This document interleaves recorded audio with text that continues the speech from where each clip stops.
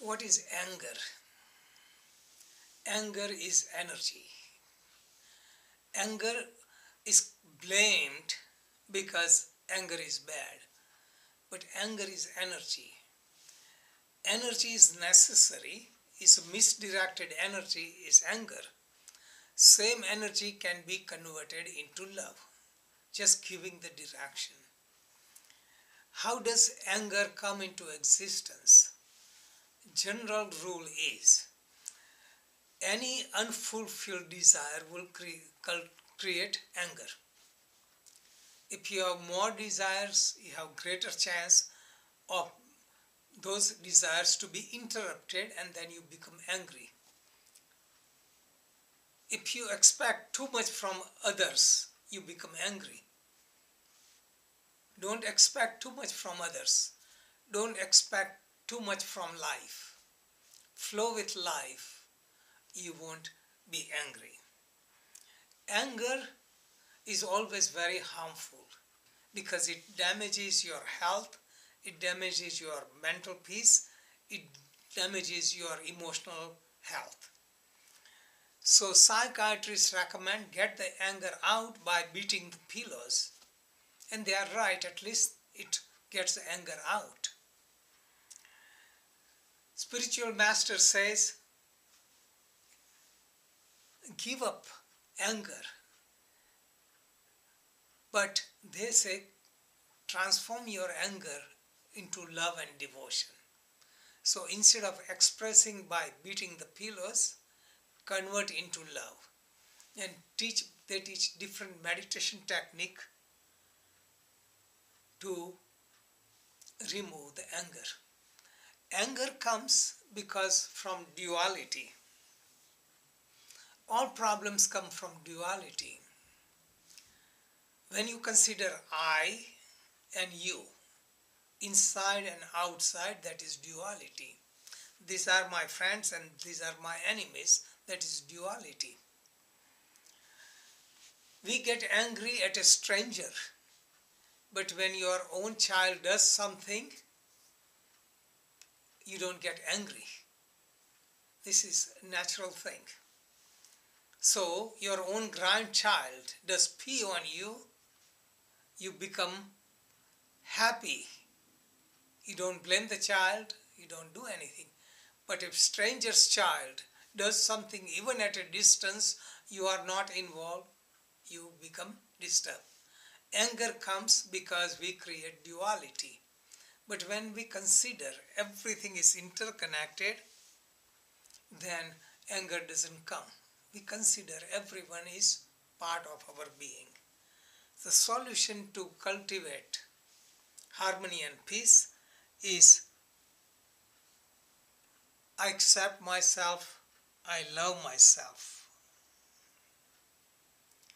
And not only accepting and loving yourself, expand your love in your meditation and prayer. Expand your love for those who surround you, to your family members. Find joy in doing for others. Expand your consciousness by giving. If you cannot give, you can pray mentally for the well-being of others. You would expand your love. Ultimately, you can master anger by deep meditation and seeing permanent nature of the self, and anger is emotion. So when you try to force any emotion by external restraint, it backfires. But when you realize all the emotions are like the waves, they come and go. They come and go. You don't dwell on it, don't try to force it, let it pass away also. And this applies to all the emotions. Depression comes, it goes away.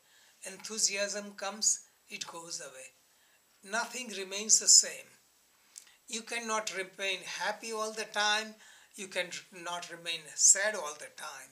You cannot laugh all the time. If you laugh continuously, tears will come to your eyes. And if you cry constantly, it will turn into a laughter. Everything is constantly changing. So don't dwell on those emotions as something very bad or very harsh, but transcend them, accept them as they are, observe them, witness them, and they lose their grip. Anger is to take a revenge on someone. And so many times it happens that people have anger for someone.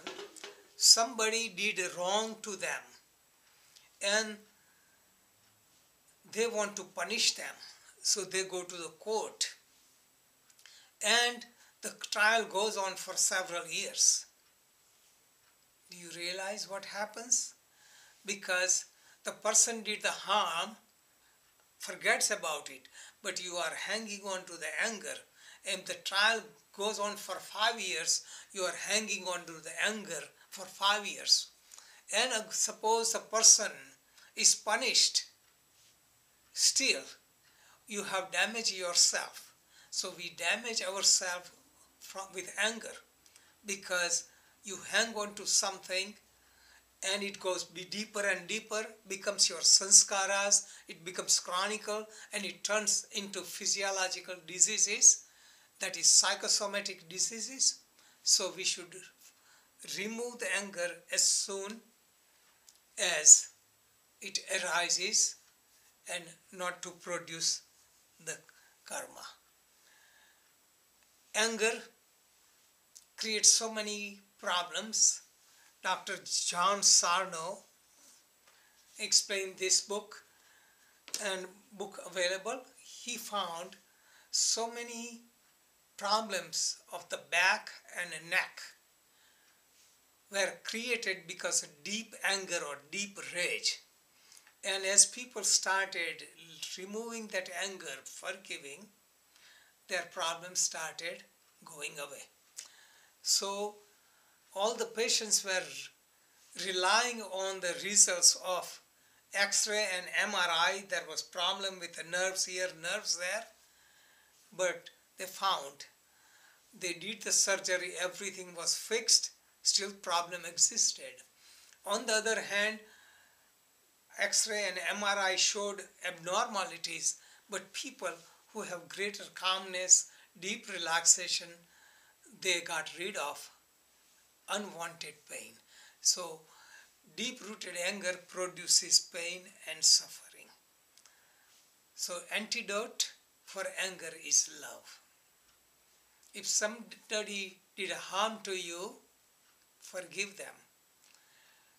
Not superficially, not just saying it, but from your heart. And this is repentance. But true repentance is pratikramana. Pratikramana is more than repentance, because repentance is done usually superficially.